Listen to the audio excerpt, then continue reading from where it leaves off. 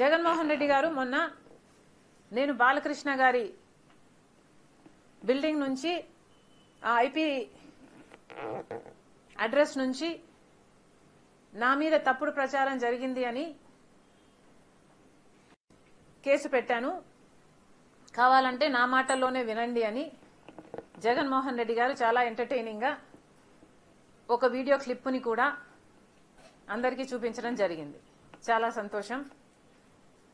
కానీ జగన్మోహన్ రెడ్డి గారు, మీకు నిజంగానే చెల్లెల మీద ప్రేమ ఉండుంటే మీకు బాలకృష్ణ గారో లేక బాలకృష్ణ బిల్డింగ్ ఐపీ అడ్రస్ నుంచో మీ చెల్లెల మీద తప్పుడు ప్రచారం జరిగింది అని మీరు నమ్మింటే, మీకు తెలుసుంటే, మరి మీరు 5 సంవత్సరాలు ముఖ్యమంత్రిగా ఉన్నారు కదా.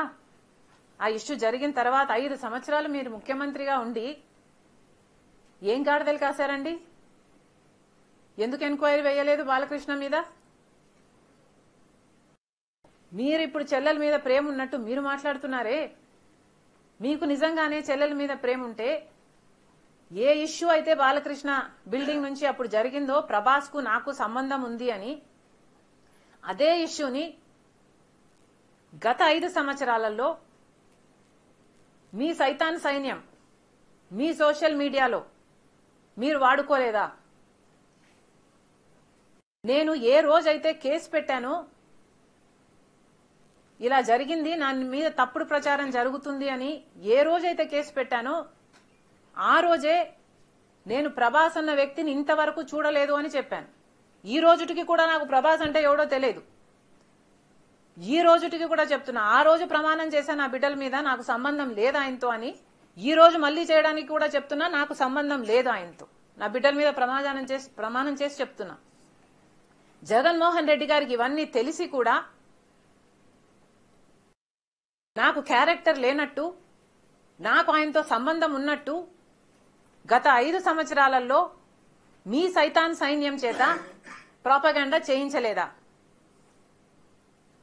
మీకా చెల్లెల మీద ప్రేమ ఉన్నది, సిగ్గుండాలి కదా.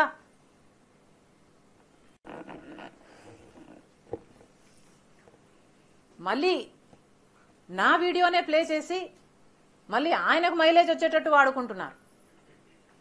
అంటే నా వీడియో పనికొస్తుందన్నా మీరు వాడేసుకుంటారు.